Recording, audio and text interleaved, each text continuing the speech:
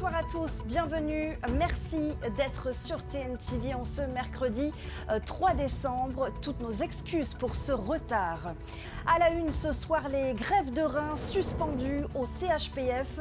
Le service est sous tension et la seule néphrologue qualifiée en transplantation du territoire quitte le pays. Les greffes ne devraient pas reprendre avant 6 mois. En attendant, les patients devront être évassanés. Nous irons au tribunal où 25 ans de prison ont été requis contre un homme accusé d'avoir porté 13 coups de couteau à sa victime. Un homme souffrant de troubles psychiatriques. Mais pour l'avocat général, il y a bien eu préméditation. Les Jeux du Pacifique, c'est dans un peu moins de 2 ans. La Polynésie accueillera 4500 athlètes. Ofenoa Noaito se prépare activement pour remporter le plus de médailles. Pour cela, 90 millions de francs ont été investis par le comité olympique. Et pour assurer le bon déroulement de Tahiti 2027, les organisateurs sont à la recherche de 4500 bénévoles. Nous en parlerons avec le responsable du département volontaire des Jeux du Pacifique 2027, Jérémy Talarma, est notre invité ce soir. Et puis restez avec nous, après le journal, TNTV dévoile un documentaire poignant réalisé par André Bory. Va'a Freedom revient sur ce record inédit réalisé par des jeunes des quartiers de Tahiti. Une traversée jusqu'à Bora Bora en 29 heures. Un défi en hommage aux anciens champions du club Terematei.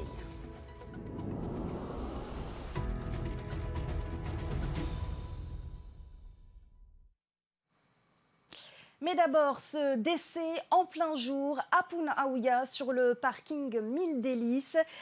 Au cours d'une bagarre, un homme en a tué un autre. Selon nos confrères de Polynésie, la première, la procureure Solène Belawar nous a confirmé l'information.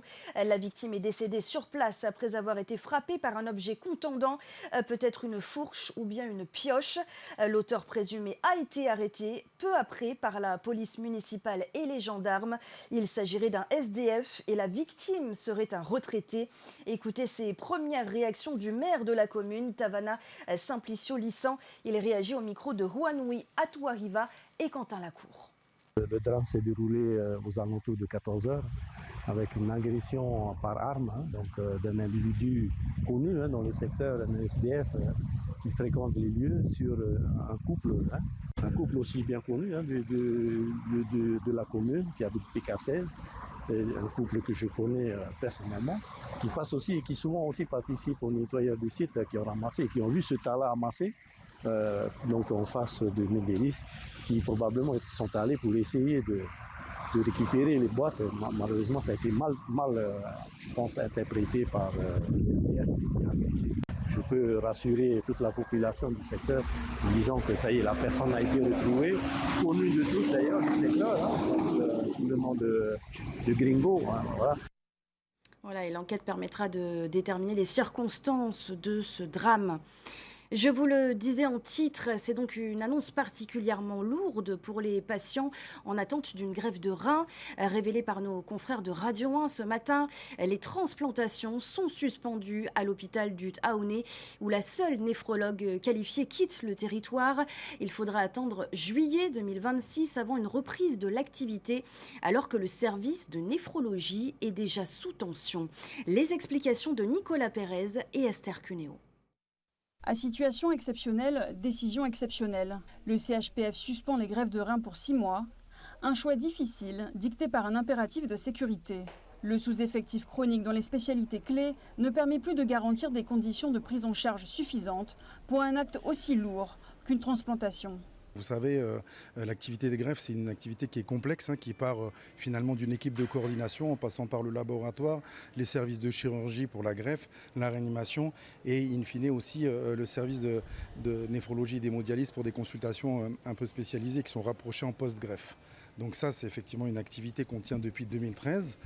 C'est pas de gaieté de cœur qu'on fait ça, mais c'est aussi pour une question de sécurité. Je rappelle qu'il n'y a pas de pronostic vital engagé. Quand on n'est pas greffé, on peut quand même on est dialysé.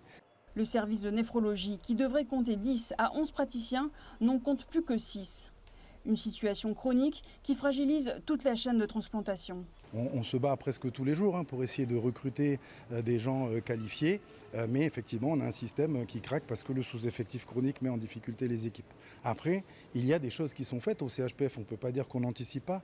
On cherche, on a même des chasseurs de tête pour certaines spécialités. On passe des annonces chez les sociétés savantes. On a même sollicité l'agence de biomédecine pour venir sur une mission de soutien et d'appui, on espère, sur le premier trimestre. En moyenne, une quinzaine de patients sont greffés chaque année.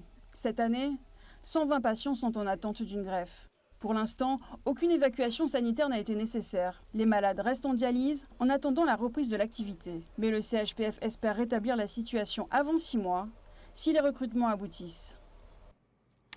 Voilà, en justice, maintenant, le verdict devrait tomber ce soir. Celui qui scellera le sort d'un homme accusé d'avoir poignardé de 13 coups de couteau un père de famille. C'était en janvier 2023.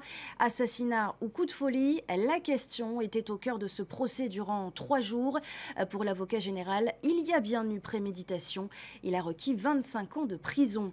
Sam Teinaure a assisté à ce dernier jour d'audience. La Cour et le public ont été profondément émus par le témoignage des enfants de la victime. Sans aucun revenu, ils n'avaient même pas les moyens d'enterrer dignement leur père. L'aîné a dû passer 1 mois après le drame un concours de la fonction publique pour obtenir un travail qui devait permettre de payer à manger à ses frères et sœurs. L'entraide a permis de financer les études de la cadette, pendant que le troisième devait passer son baccalauréat 4 mois après le meurtre de son père. La douleur a été accentuée lorsque l'accusé a reproché à la victime d'être le fautif dans cette affaire. Les parties civiles espèrent une sanction ferme. On a affaire à quelqu'un qui visiblement fait peur à la fois aux victimes mais aussi à d'autres personnes, même de son entourage. Il a eu une attitude extrêmement froide depuis le départ. Il a eu des mots intolérables dans le cadre d'une audience de cour d'assises, mais qui en plus étaient sincères. C'est-à-dire que ça n'était même pas un jeu qu'il a présenté, c'est qu'il disait qu'il a voulu voir la peur dans le regard de sa victime au moment où il est mort, et qu'il en a été satisfait. Il faut imaginer ce que ça déclenche chez les victimes, en tout cas chez les ayants droit, chez les enfants de la victime, la colère qu'ils ont pu ressentir. Donc évidemment qu'ils attendent une réponse extrêmement ferme de la cour d'assises aujourd'hui. Durant ces réquisitions, l'avocat général a démontré que l'accusé avait pleinement conscience de ses actes en arrêtant son traitement médical pour être à 100% de ses capacités physiques. Il avait consciemment mis les couteaux de boucherie dans son sac à dos la veille afin d'exécuter la victime qui ne présentait aucune blessure montrant qu'il a essayé de se défendre. Les plaidoiries et réquisitions viennent de se terminer. Les juges et jurés sont entrés en délibération. L'avocat général a demandé de condamner l'accusé à 25 ans de réclusion criminelle assortie de 10 ans de suivi socio-judiciaire avec obligation d'indemniser les victimes, interdiction de reparaître dans la commune de Faaa et interdiction d'entrer en contact avec la famille de la victime. La violation d'une seule de ces obligations serait sanctionnée de 5 ans de prison. Et toujours au palais de justice, la procureure de la République, Solène Bellawar, s'est exprimée ce matin sur l'enquête ouverte pour homicide involontaire après le drame survenu à Af-Ahiti. Les premiers témoignages recueillis ont permis de mettre en lumière des travaux récents menés sur la zone. Les services du pays ont également été sollicités pour fournir un certain nombre de renseignements sur le respect des règles d'urbanisme. Mais l'enquête sera longue, prévient la procureure de la République. On l'écoute au micro de Sam Teinaure. La configuration des lieux et les premiers témoignages recueillis sur place ont immédiatement impliqué qu'il fallait faire des vérifications sur les autorisations d'urbanisme, les constructions, les travaux qui ont pu être effectués dans la zone. Donc l'enquête, elle doit s'attacher à déterminer ces circonstances. On est dans un temps qui risque d'être un temps long avant de parler de responsabilité. Pour l'instant, le site est encore assez peu accessible aux enquêteurs de la brigade de recherche. On se concentre sur les témoignages. Les directions du pays ont également été sollicitées pour fournir un certain nombre de renseignements. On est encore dans le temps de l'enquête de flagrance, mais c'est une enquête qui vraisemblablement s'inscrira dans le temps. Et une information judiciaire pourrait être ouverte, ce qui permettrait aux familles de se constituer partie civile et d'avoir accès au dossier si elles le souhaitent. À Haïti, toujours, où les fortes pluies de ces derniers jours continuent de provoquer des chutes de terre. Mardi, à quelques mètres du drame, un nouvel éboulement a eu lieu. S'il n'a occasionné aucun dégât, 4 familles ont dû être évacuées. Le point avec Davidson Bennett. Plus de peur que de mal, il est 17h lorsqu'un arbre de grande taille se détache de la falaise, fragilisé par les fortes pluies de la journée. Un falcata déraciné s'effondre sur le talus en provoquant un bruit impressionnant. Ouais, voilà, un gros bruit, ouais, hein, mais ça va, c'est pas vraiment la montagne quand même, c'est juste les fracata. Comme les fracata sont fragiles, hein, ça casse pour rien, vous savez, ça fait ce... Voilà. En contrebas, 4 maisons abritent autant de familles. La police municipale présente à seulement quelques mètres du site intervient immédiatement. Elle procède à une évacuation préventive, le temps de sécuriser la zone. Voilà, ils ont passé une voie, hein, ils ont dit ouais, mais nous on n'est pas sortis, c'est juste les collègues qui sont juste pris dans la montagne qui sont sortis, quoi. Enfin, nous on est juste restés en faisant attention, ouais, quoi, en cas où. Voilà. Mais sinon, ça va, ça s'est bien passé hier soir, pas grand-chose, quoi. Voilà. Nous, on est déjà, ici, petite famille de 3 personnes. Après, il y a juste les maisons qui sont derrière, il y a une qui sont à 2 et l'autre 2 aussi. Mais après, il y a l'autre côté aussi. Hein. Les habitants attendent désormais la fin des fortes pluies pour regagner leur domicile. Et après la société, c'est l'archipel des Tuamotu qui subit le mauvais temps. Les Tuamotu, où la vigilance orange est toujours maintenue en raison d'un minimum dépressionnaire. Vous le voyez sur ces images à Fakarava et à Makatea. Les fortes pluies et le vent violent ont provoqué des vagues submersions. La dépression tropicale faible est en train de poursuivre sa trajectoire vers les Australes. À leur tour en vigilance orange, des vents violents et des vagues submersions pouvant atteindre 5 mètres sont attendus à Rapa. Soyez donc vigilants. On évoque à présent cette prochaine grande échéance pour la Polynésie. Les Jeux du Pacifique auront lieu dans un peu moins de 2 ans.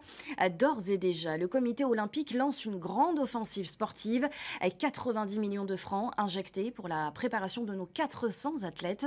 Objectif, leur donner toutes les chances de briller à domicile. Le président du comité olympique de Polynésie fait le point dans ce reportage de Désiré Teivao. Le Fénois veut frapper fort en 2027 et pour ça, le comité olympique de Polynésie française et le pays mettent les moyens. Avec Ambition 2027, les fédérations sportives bénéficient d'un appui inédit. 75 millions de francs déjà répartis avec 3 à 4 millions pour chacune des fédérations pour la préparation de leurs athlètes. Stages intensifs, compétitions internationales, matériel, suivi technique, une vraie montée en puissance pour le sport polynésien.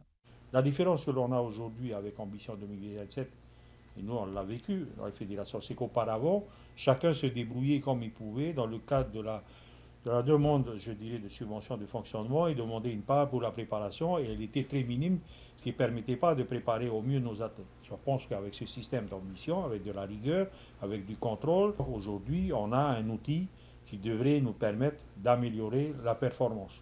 Les premiers effets du projet Ambition 2027 se sont fait ressentir au mini-jeu de Palau en juin dernier. Tahiti décrochait la première place au classement des médailles. De quoi mettre en confiance les athlètes polynésiens avant le grand rendez-vous au Fénois en 2027. C'est aussi les pieds sur terre. Ce n'est pas parce qu'on a eu une domination écrasante à Palau au mini-jeu que c'est forcément ce qui va se passer au jeu. Ce ne sont pas les vérités. Mais ça nous permet, nous, à nos athlètes, d'y croire et de croire dans leur potentiel et d'aller jusqu'au bout. Il ne faut pas oublier quand même que ça se passe chez nous. Et donc, gagner une médaille d'or chez soi, devant son public, devant sa famille, je pense que les athlètes ont hâte. Ils sont bien conditionnés, ils sont bien préparés pour cela. Pour le COPF, l'objectif est assumé, gagner les Jeux à domicile et montrer que la Polynésie peut jouer dans la cour des grands. Voilà, et pour assurer le bon déroulement de ces épreuves, le comité est à la recherche de pas moins 4500 volontaires. Une étape clé dans les préparatifs dont vous êtes le responsable, Jérémy Talarma. Bonsoir. Bonsoir Sophie, merci de m'accueillir. Et merci à vous d'être présent ce soir. Tout d'abord, je vais donner ces quelques chiffres pour évoquer l'ampleur de ces Jeux.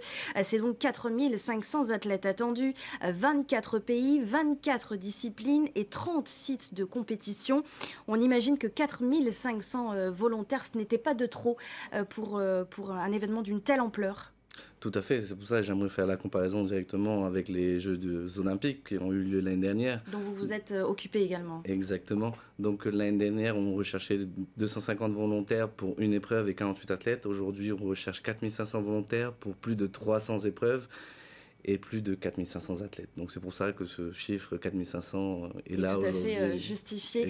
Quelles seront leurs missions concrètement à ces volontaires? Alors les missions seront très variées. Donc on aura des missions aussi bien qui vont concerner les médias, donc la gestion des médias, la communication, donc prendre des photos. On aura également l'accueil à l'aéroport. Donc il faut accueillir ces 4500 athlètes à l'aéroport.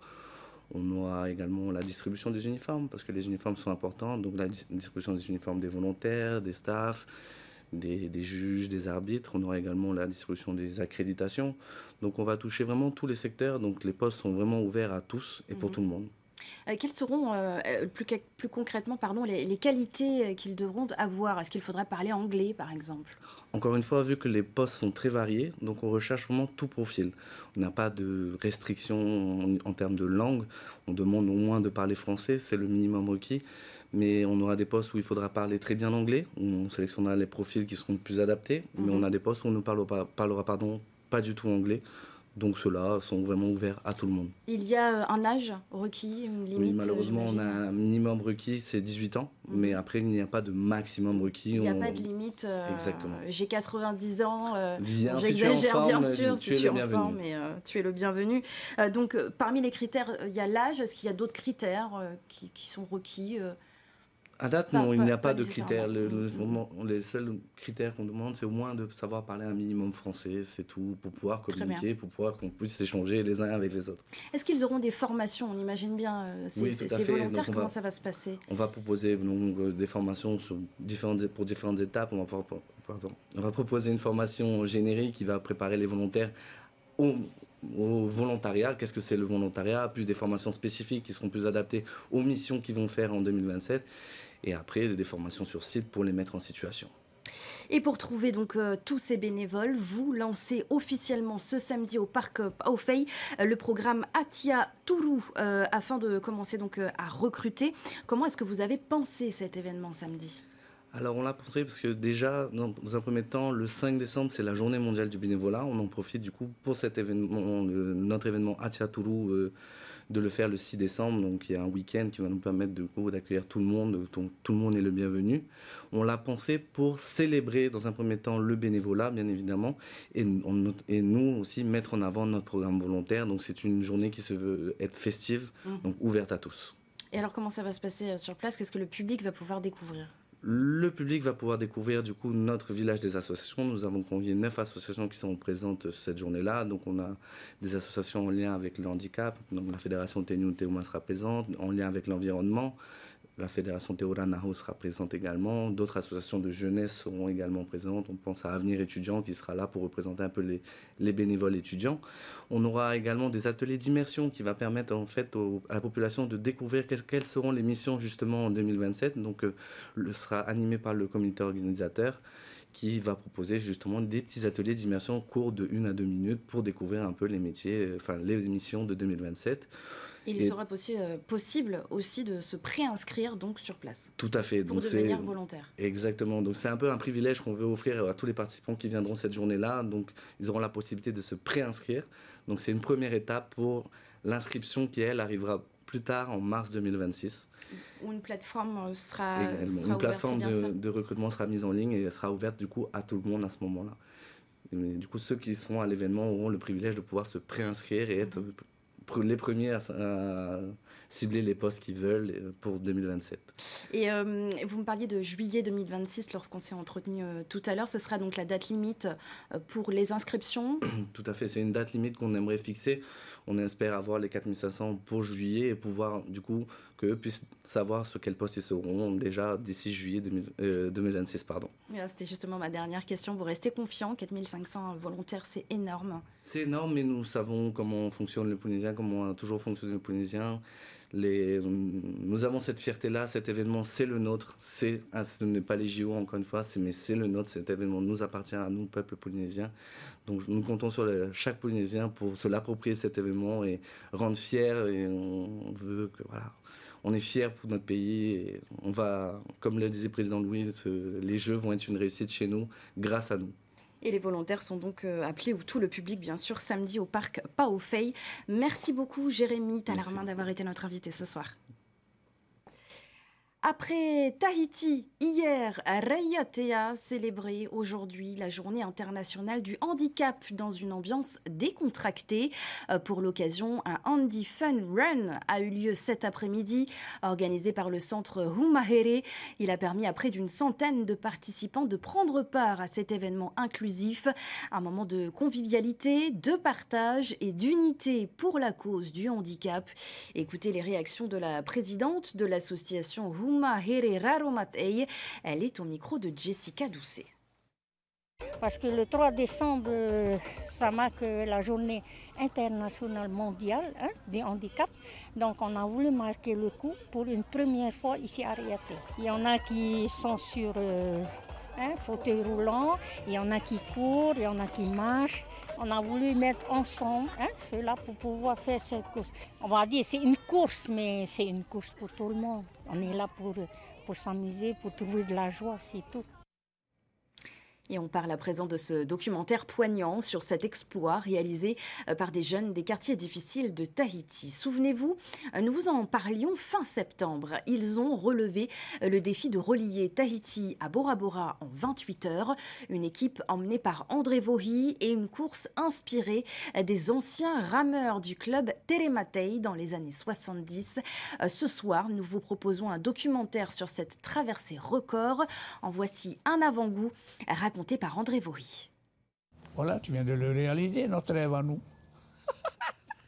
295 km à la seule force des bras, 3 équipages, un relais toutes les 3 heures, 29 heures de traversée, dont 12 heures passées dans l'obscurité totale. Telle a été la réalité de cette traversée effectuée le 30 septembre dernier par l'équipe Va Freedom No Ice, un défi vieux de 50 ans. Hugues avait sa façon d'être. C'est lui qui a eu ces idées-là. Et tout pour mener Fifi dans le club, on n'a pas pu faire Bora. Là, je suis en train de regarder Bora Bora, on y est arrivé. On l'a fait. Yes. Ça réchauffe aussi le cœur. J'en ai les larmes aux yeux quand même. Grâce à ce film qui racontera 2 histoires en parallèle, celle des anciens de Terematei et celle des jeunes des quartiers prioritaires, vous allez entrer dans les coulisses de cette aventure unique. On commençait à dévier, on a dévié, on a fait un 180 degrés et repartir sur Wahine, quoi. Moi, je pense que c'est à cause de ça. C'était notre combat contre l'ICE, parce que l'ICE appartient au mal. Donc, j'ai mis dans la prière, j'ai prié à Seigneur. Plus qu'un simple film sur la rame, Va Freedom, le défi des anciens, vous transportera au cœur de la perception polynésienne de la nuit, le pot. Et le documentaire Va Freedom sera diffusé ce soir à 19h30. Et c'est sur cette information que se termine ce journal. Merci de l'avoir suivi. Juste après, retrouvez l'émission de 0 à 100 km/h, suivi du documentaire d'André Vohi, Va Freedom. Enfin, 2 nouveaux épisodes de la série Damages. On se quitte sur un extrait de la performance du groupe Hiroa Mana au Huratapairu. Sachez que le live streaming est également disponible sur TNTV+. Je vous souhaite une très belle soirée et je vous dis à demain.